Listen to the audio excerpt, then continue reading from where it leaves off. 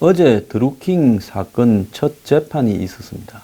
그 재판이 정말 가관이었습니다. 피고인은 그냥 다 인정하고 그냥 집유 받고 나가겠다라는 입장을 보였고요. 아무 항변도 하지 않았습니다. 이런 재판도 잘 없지요. 그 다음에 검찰은 판사가 묻는 말에 제대로 답도 안 했고 준비도 안 하고 있었습니다.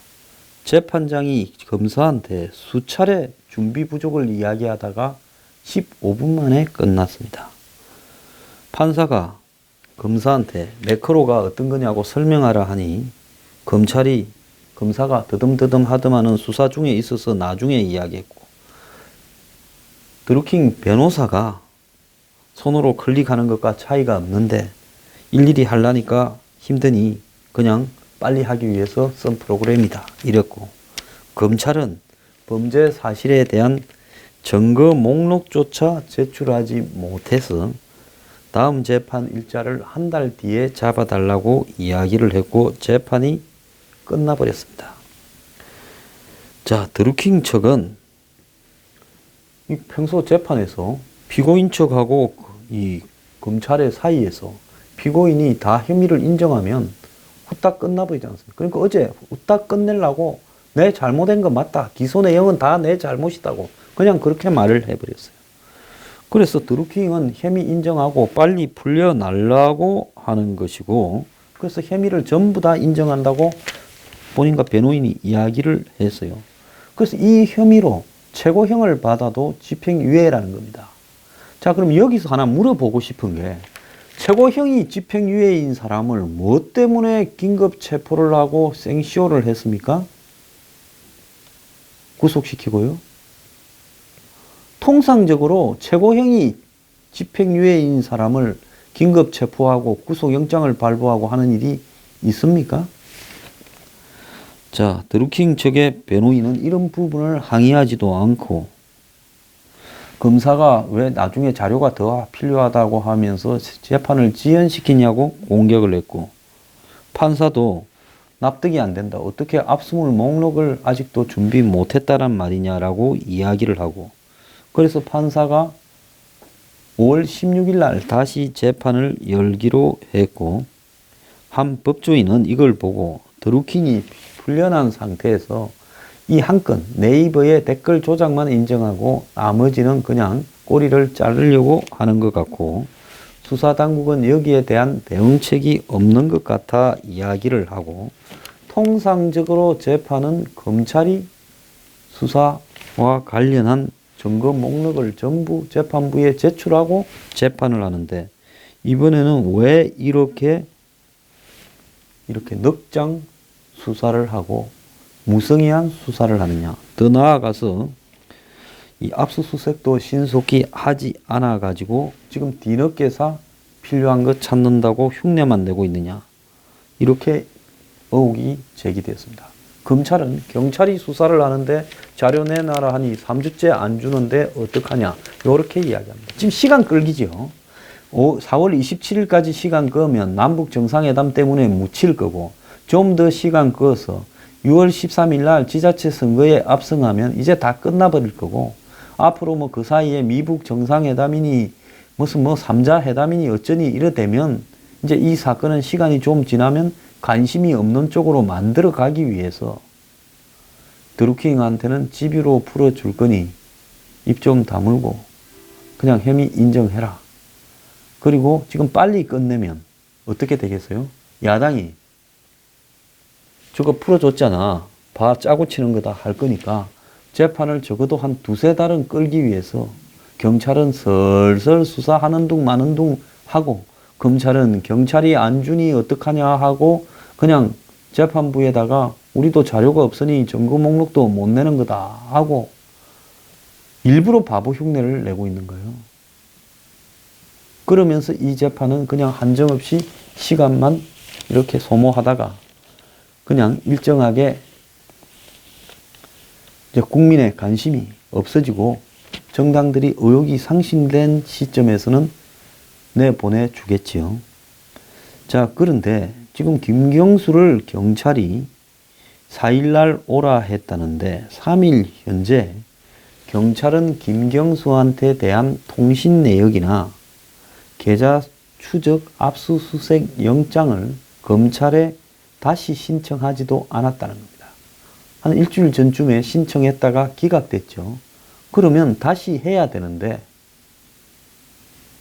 경찰은 통신 내역과 계좌 추적을 영장을 신청도 안 했다는 겁니다. 그래서 김경수가 가봤자 누구하고 드루킹하고 통화를 몇 번 했냐, 문자를 몇 개 했냐, 또 돈이 김경수한테 흘러갔냐, 들어왔냐, 이런 내용을 전혀 물을 수 있는 상황이 안 되고 김경수 말만 듣고 적는 형태의 면죄부 수사를 할 수밖에 없는 상황이란 겁니다. 그래서 결국은 드루킹이란 작자가 혐의를 인정하고 싼 걸로 빨리 풀려나겠다라는 그런 전략을 쓰고 있는데 결국 검경이 힘을 실어주고 정권하고 이게 모종의 결탁이 된 게 아니냐라는 의혹이 지금 등장하고 있습니다. 4월 24일 날 검찰이 영장을 기각을 했는데 그러면 벌써 시간이 한 8일이 지났으면 당시 경찰이 다시 영장을 신청한다고 했으니 해야 될 건데 자, 이게 여론 조작을 지시했는지 하는 문제하고 자금 지원이 이루어졌는지 이 사건의 범죄 내용을 이렇게 단순한 업무 방해가 아니라 선거 방해와 심각한 형태의 민주주의 파괴 행위가 있었는지를 확인하는 중요한 이 계기인데 이걸 아예 하지 않았다는 겁니다. 김경수와 드루킹이 어떤 관계인지는 두 사람이 얼마나 자주 만났는가, 문자나 전화를 교환했는가 하는 게 핵심인데 그리고 두 사람 사이에 돈거래가 어떻게 되는가가 핵심이죠. 근데 이걸 갖다가 안 하고 김경수를 참고인이라고 불러가지고 끝낸다고 지금 이런 이야기입니까? 자, 재판이 15분 만에 허무하게 끝났고 이제 김경수는 그냥 참고인으로 와서 김경수 말만 경찰이 듣고 끝나도록 만들고 있다.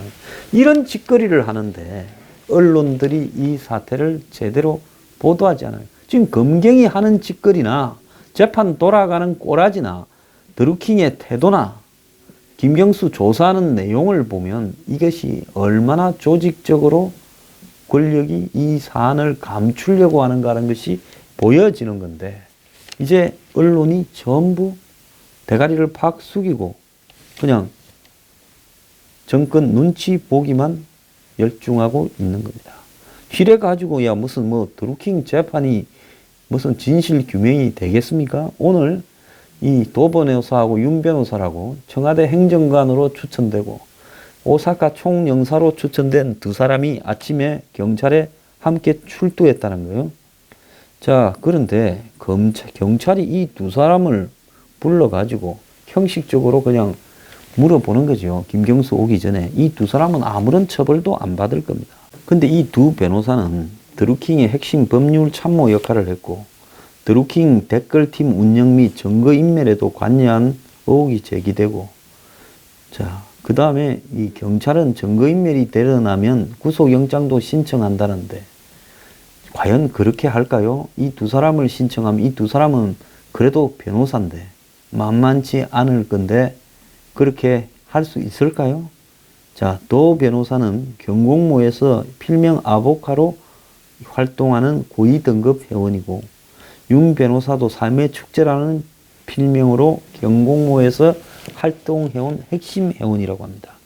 그런데 드루킹이 이끌던 이 경공모가 구속 이후에 해체되기는커녕 여전히 SNS에서 활발히 활동을 하고 있고 지금 글들도 쓰고 있다고 합니다. 참 이 조직 희한한 조직입니다. 더불어민주당에서 가장 진보적인 왼쪽에 있는 좌파처럼 보이던 은수미 전 의원 그리고 청와대 비서관이 지금 이 지난 16대 총선 2016년 4월에 선거에 떨어지고 6월 달부터 이렇게 몇 달간 이제 이 정권이 출범해서 2017년 5월에 청와대 가기 전까지 사이에 국회의원이 되면 기사가 생기고 뭐 차는 자기가 사야 됩니다만은 뭐 차 대주는 사람도 흔히들 있겠죠.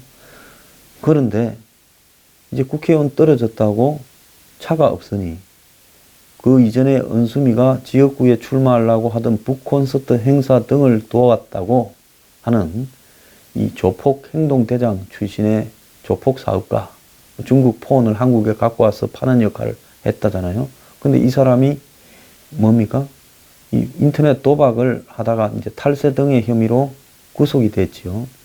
근데 구속을 무마하기 위해서 또 경찰한테 뇌물도 줬다는 사람 아닙니까? 근데 이 사람이 이제 기사와 차를 짝을 지어가지고 차량 관리 운영비까지 포함해서 은수미한테 지원했다고 그 기사가 폭로를 했잖아요. 근데 웃기게 그 기사가 성남시의 임기제 공무원으로 현재까지 있다는 거예요. 그러면 언제 그랬냐? 은수미 운전을 그만두고 난 2017년 7월에 작년에 문정권이 들어서고 난 다음에 성남시 대중교통과에서 모집한 공무원 임용시험 공고에서 응시해서 9월 달에 채용이 됐다는 겁니다. 이게 무슨 6.5대 1의 경쟁률이라는데요. 그걸 뚫고 당선이 되었어요. 그래서 시공무원으로 지금 있다는 거예요. 이재명 시장이 있을 때 이 사람을 뽑았어요. 그러다가 30일 날 이 사건을 폭로하면서 성남시에 사표를 제출했는데 아직 수리도 안 됐다는 겁니다. 그러니까 현직 공무원이 이 사안을 폭로했어요. 그러면 6.5대 1을 거쳐서 운전을 하는 공무원으로 들어간 사람이 왜 공천이 확정되는 날 이걸 폭로했을까요? 또 지금 문파들은 이재명을 싫어하고 공격을 하니까 이재명하고 관련시켜서 여러 가지 의혹도 제기하는 그런 모양새도 보여요. 자, 희한한 부분인데 어쨌든 이 사람이 자기가 자발적으로 그걸 폭로했을 리는 없을 가능성이 높다고 봅니다. 그러면 누군가 폭로하게 했을 건데 그 누가 폭로하고 배경이 어떻고 떠나서 은수미가 이 사람의 차를 사용한 것도 사실이고 또 조폭을 모른다고 할 수도 없는 것도 사실이에요. 그런데 은수미는 상암동이나 뭐 목동에 방송국에 갈 때 일주일에 2번 쓰고 가끔 지방 갔다가 오면 광명역에서 성남 집까지 가는데 그 차를 썼을 뿐이다. 이렇게만 이야기를 합니다. 여기에서 핵심은 차를 몇 번 썼는가가 핵심이 아니라 그 사람이 조폭한테서 월급을 200만 원씩 받으면서 2016년 6월부터 국회의원 건 떨어져서 보좌관, 비서관, 기사가 없어진 은수미를 위해서 상당 기간 운전을 해줬다는 거예요. 자기는 최모라는 사람인데 2016년 6월부터 2017년 5월까지 1년간 일하면서 월급 2만 원과 차량 유지비 780만 원을 조폭이 운영하는 사업체에서 받았다는 거예요. 자, 그리고 뭐 말미에는 구속이 되어서 월급이 안 나왔다고는 이야기를 하고 있습니다. 그런데 은수미가 이야기하는 것처럼 차를 몇 번 안 썼다라는 것이 중요한 거냐? 한 번을 써도 쓴 게 중요한 거고 남이 차를 가져와서 자기 운전을 해주겠다라는데 그런 이 자원봉사자가 어디에 있습니까? 그런데 은수미는 자원봉사로 도운 것이고 운전을 이 조폭으로부터 채시를 소개받은 적도 없다. 불법 정치 자금을 수수한 적이 없다라고 이야기를 하고 있습니다. 지금 민주당 조폭 관련 공천 더불어 조폭당 이야기도 나와요. 문재인 지역구 부산 사상에서는 구청장 출마한 사람이 여직원과 뭔 사이인지 모르지만 치고받고 해가 난리가 나버렸고 또 여기에는 은수미가 조폭하고 연계됐다고 난리가 났고 또 더 나아가서 폭로한 사람이 현직 성남 공무원이라고 시끄럽고 그러면 여기서 이제 이런 추측이 좀 가능해 볼 수도 있겠죠. 은수미가 성남시장 되는 부분을 이재명이 원하는가? 은수미는 친문입니까? 아닙니까? 핵심 친문이지요. 이재명은 비문이지요. 그래서 친문은 전해철을 밀었는데 이재명이 됐잖아요. 그러면 이재명 시장은 자신 후임으로 시장을 은수미가 되는 걸 바라지 않는 거냐? 뭐냐? 그럼 조폭이 은수미도 알고 이 시장도 알았던 거냐? 아니면 정당하게 들어간 거냐? 지금 복잡해요. 그래서 민주당이 지금 은수미에 대해서 재심을 검토하고 있다. 검토가 아니라 진작 해야죠. 요즘 민주당 사회는 전략 공천을 한다고 배제된 사람들이 와서 칼을 가지고 커트칼로 자해도 하고 들어눕고, 어제는 또 중구청장 후보가 그랬대요. 자관 뭐 아수라장입니다. 좀 잘 나가는 집구석이니까 공천만 받으면 당선이라고 저 난리를 펴고 있어요. 자, 더불어 조폭당 안 되려면 한 번을 썼든 두 번을 썼든이 중요한 게 아니라 그 차를 썼던 거고, 지금 은수미의 해명처럼 자발적으로 차 들고 개인이 와서 해줬다. 그런다고 그걸 그렇게 이용하면 됩니까? 그냥 대중교통 타고 다니면 되고 택시 타고 다니든가. 예? 은수미는 그 진보 운동을 하고 오랫동안 좌파 운동을 하고 노동 운동도 했을 건데 그런 걸 못 견디고 이제는 고위층 행세를 하고 상류층 행세를 하는 겁니까? 문제는 이래 해도 한국당이 안 떠가지고 선거 이기기가 어렵다고 하는 겁니다. 참 기가 찬데요. 전번에 이 정권이 한미연구소라고 존스 호킨스 대학 내부에 이 부설 연구소를 지원을 해주다가 자기들 막 구미에 맞지 않는다고 예산 중단을 했죠. 그런데 그때 이제 김기식이 주도했고 김기식 보좌관 하던 사람이 이제 그걸 또 열심히 팠는데 이 사람이 청와대 행정관으로 갔죠. 홍일표라고요. 근데 김기식 보좌관이 청와대 행정관으로 갔으면서 자기 부인이 감사원의 국장인데 1년간 해외 연수를 가는데 받아줄 때를 찾다가 마누라 좀 받아라고 이제 메일을 교환을 했던 모양이에요. 그래서 1년간 갔다가 왔어요. 그래가지고 이제 이게 터졌죠. 그러니까 저쪽에서 공개했는지 우리한테 받아달라고 이야기까지도 했다. 홍인표가. 옛날엔 괴롭히던 사람이. 그래서 받아주면 이 문제를 잘 해결해 볼 수도 있는 가능성이 있지 않겠느냐. 이런 투의 메일이 있었다. 이렇게 공개를 했죠. 그래서 부인도 아마 대기 발령을 받았고 홍일표도 지금 대기 발령을 받았다고 청와대가 어제 밝혔습니다. 자, 배우자도 그 문제로 감사원에서 대기 발령이고 본인도 기부금품법 위반으로 검찰 수사가 진행 중이다.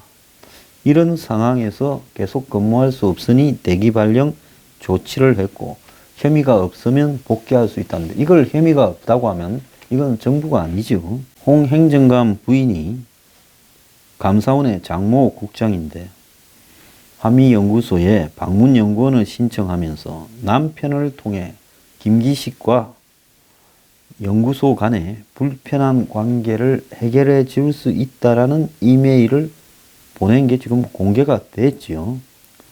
그래서 김기식의 행동이 연구소에 어려움을 주고 있다면 남편이 이를 중재하고 대화를 통해 문제를 해결하는 데 도움이 될 것이다. 이렇게 메일을 보냈다는 겁니다. 그러면서 자신을 뽑아줄 경우 감사원은 이를 의미 있는 결정으로 받아들일 것이다. 라면서 이런 감사원이 한미연구소에 돈을 대는 당시 대외경제연구원이나 이런 데를 감사하니까 결국은 감사원을 통해서도 내가 일을 잘 해줄 수 있다라는 암시를 한 거죠. 자, 그러고는 이 사람은 1년 잘 마치고 3월 달에 복귀해서 국회 파견 근무를 하고 있었다는 겁니다. 묻고 땡한 거죠. 그렇게 갔다 와 놓고는 결국은 어떻게 됐어요? 지원이 끊어졌죠. 그러니까 그쪽에서 열받아서 이걸 터뜨렸다고 보는데요. 홍일표는 이 건 말고도 김기식 더미래연구소 소장 재직 시절에 지방자치단체에 신고하지 않은 채 후원금을 모았다는 이유로 검찰에 고발되어 있다고 합니다. 참 하는 짓은 보면 거의 비슷해요. 자, 박근혜 전 정부가 기업들로부터 더미러니 K스포츠니 재단으로 돈을 걷었다고 비판을 했던 이 정권. 그래서 비판한 정도가 아니라 탄핵시키고 깜빵에 넣었죠. 근데 이 정권이요. 지금 산업부가 대기업에 산업혁신운동, 이 3차 협력사업 지원 명목으로 기부금을 2,700억을 내놓으라고 요구했다고 합니다. 그래가지고 대한상의가 주도해서 이걸 거두도록 내부에 추진본부가 만들어졌다는 거예요. 그러면서 말은 대기업이 자발적이라고 합니다. 이 이야기 많이 들었던 이야기죠. 자, K스포츠와 미러재단하고 다를 바가 하나도 없는 겁니다. 문재인 취임사에서 구시대의 잘못된 관행과 과감히 결별하겠다 해놓고 문재인 시대에는 정경유착이란 단어가 사라지게 만들겠다 이렇게 말해놓고 자기들이 펴는 쇼 정책에 돈 거두려고 이렇게 재계에 강제적으로 시키면 되겠습니까? 그럼 이것도 깜빵 갈 수 있는 거 아니에요?